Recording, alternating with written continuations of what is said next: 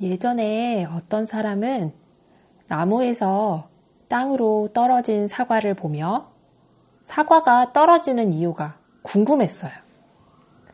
모든 물건은 어째서 위에서 땅으로 떨어질까 고민했던 거죠. 친구들도 그런 게 궁금한 적 있었나요? 이후 그 사람은 과학자가 되어 그 이유를 밝혀냈어요.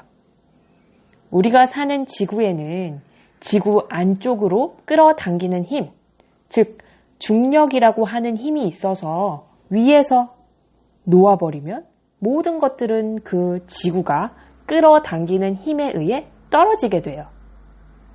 나무에 매달린 사과는 나무에 매달린 힘이, 즉 나무가 붙드는 힘이 땅에서 당기는 힘보다 강해서 떨어지지 않고 매달려 있지만 자칫 사과를 붙들고 있던 힘이 약해져 버리면 그대로 사과는 떨어져 버릴 거예요. 지구가 잡아당기는 힘, 나무가 붙드는 힘 등 이 세상에 존재하는 모든 것들, 모든 물건들은 서로를 잡아당기는 힘이 있다고 해요. 밤 하늘에 떠 있는 별들 역시 마찬가지래요. 우리 지구는 태양 주변을 돌고 있어요.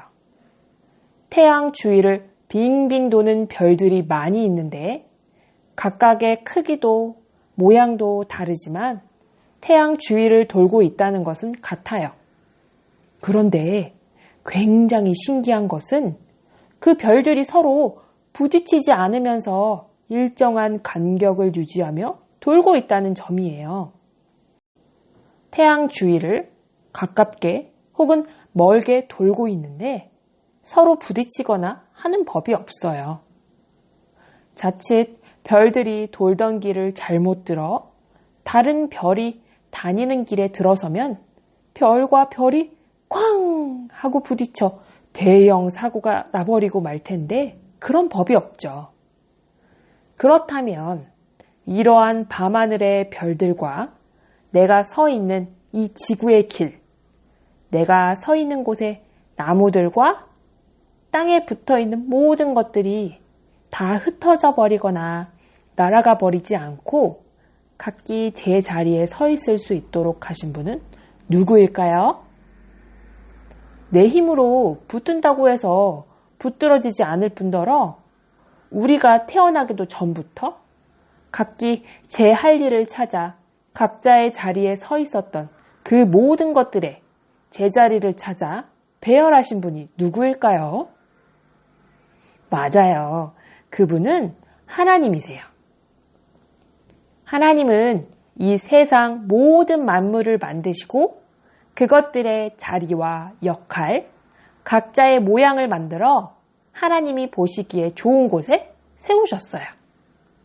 과학이 발달하고 기술이 발전하고 다양한 학문들이 나와서 하나님처럼 되려고 노력한들 우주의 시작과 끝을 알 수 없는 것처럼 하나님의 지혜와 하나님의 뜻은 피조물, 즉 하나님께 지음받은 우리는 정확히 알 수 없는 거예요.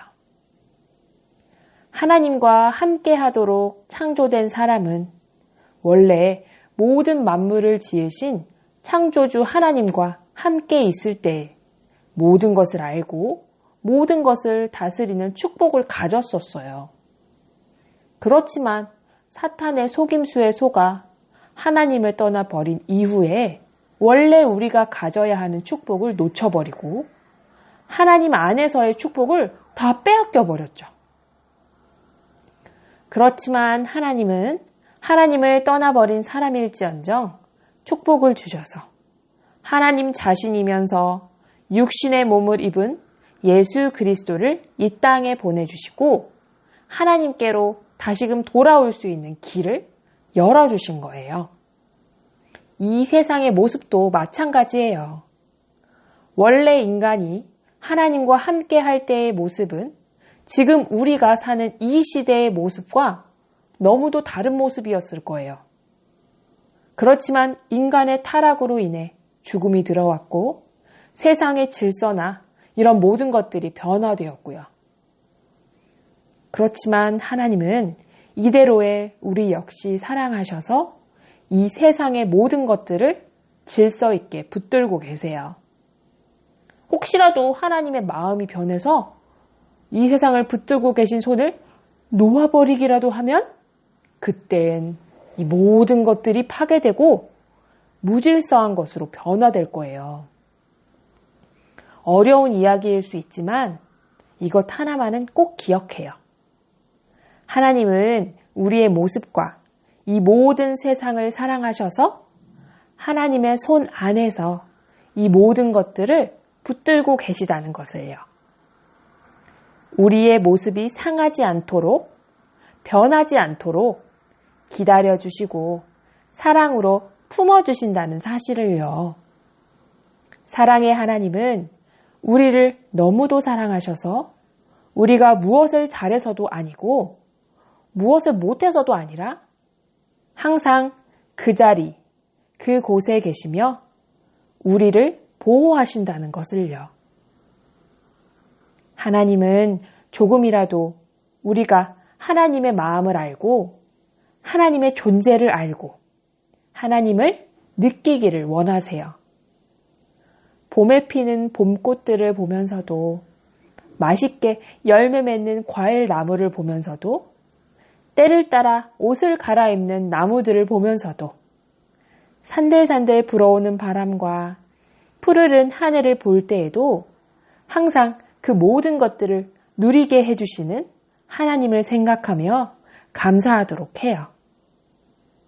하나님은 우리에게 다른 것을 바라시는 것이 아니라 모든 것들을 보면서 하나님을 느끼고 하나님을 생각하고 하나님께 감사하기를 원하시는 우리의 아빠, 아버지라는 사실을 기억하도록 해요.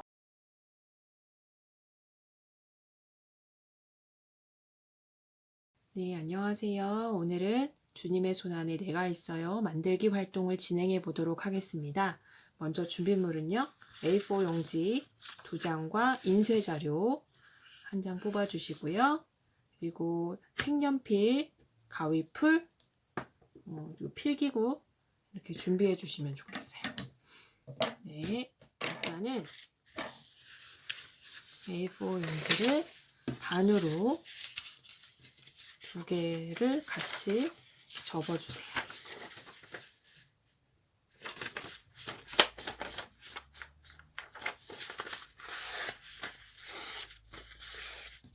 하나 접었고요. 또 하나를 접었습니다.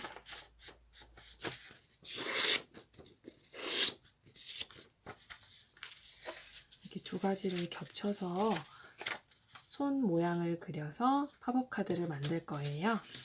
그래서 2가지를 겹치고 접힌 부분을 아래로 두시고 여기에 손을 대고 손 모양을 그려주세요. 어른손으로 하게 되면 약간 좀 잘리게 되고 하지만 약간 손 모양이 겹치는 면이 조금 있었으면 좋겠어요. 그래서 약간 손목 근처까지 손을 좀 내려서 이 상태에서 그려주시면 좋겠어요.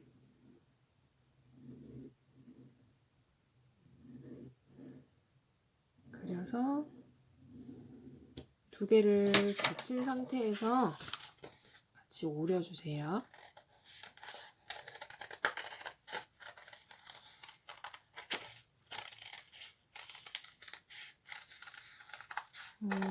선이 그려진 거를 좀 약간 삐뚤빼뚤하게 오리셔도 상관이 없는 건 이렇게 겹쳐서 오렸을 때 안쪽에 있는 종이를 겉에 종이로 하게 되면 이 그려진 선이 보이지 않기 때문에 약간 선이 보여도 괜찮아요. 이렇게 2장을 겹친 상태에서 손 모양을 그려서 오렸습니다. 오리면 이와 같은 형태인데 펼쳤을 때 손이 이렇게 펼쳐지겠죠? 아까 말씀드린 것처럼 이 안쪽에 펜이 그려져 있지 않은 종이를 겉에 종이로 할 거예요. 표지처럼. 그리고 아까 손 모양을 그렸던 삐뚤삐뚤 펜이 그려져 있는 이것은 안쪽 종이가 될 것이기 때문에 여기 부분에 팝업 카드를 만들기 위해서는 약간 가위집을 2cm 정도씩 약간의 간격을 띄우고 오렸습니다. 겹쳐진 부분을요. 그래서 안으로 접어주세요. 그러면 이와 같은 형태가 되고요. 요거를 안쪽으로 펼쳐서 집어넣으면 의자 모양이 완성이 돼요. 의자 모양이 이렇게 완성이 되거든요. 요거를 아까 올려두었던 표지 모양으로 만들겠다고 했던 이 부분에 이렇게 붙여주세요. 붙이게 되면 이와 같은 형태가 완성이 돼요. 그리고 제가 올려드린 자료에 보면 남자아이랑 여자아이랑 이렇게 이제 작게 완성이 되어 있거든요.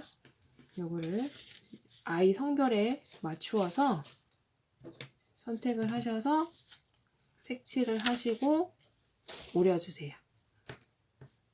굳이 제가 올린 자료로 사용하지 않으셔도 되고요.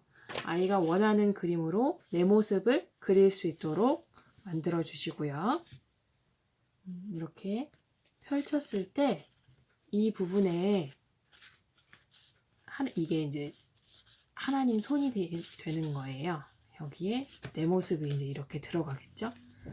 약간 이렇게 붙이셔도 괜찮고요. 세로로 이렇게 붙이셔도 괜찮아요. 붙이고 싶으신 대로 아이가 하고 싶은 대로 해서 붙이시고 겉에 하나님 손도 예쁘게 색칠하고 예쁘게 꾸며서 하나님 손 안에 내가 있구나 라고 랩넌트가 있구나 이야기 나누면서 만들어 보셔도 좋을 것 같아요. 이렇게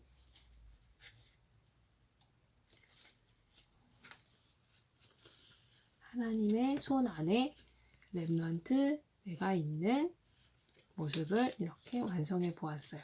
겉 표지도 하얀색이기 때문에 다양하게 꾸밀 수 있을 것 같아요.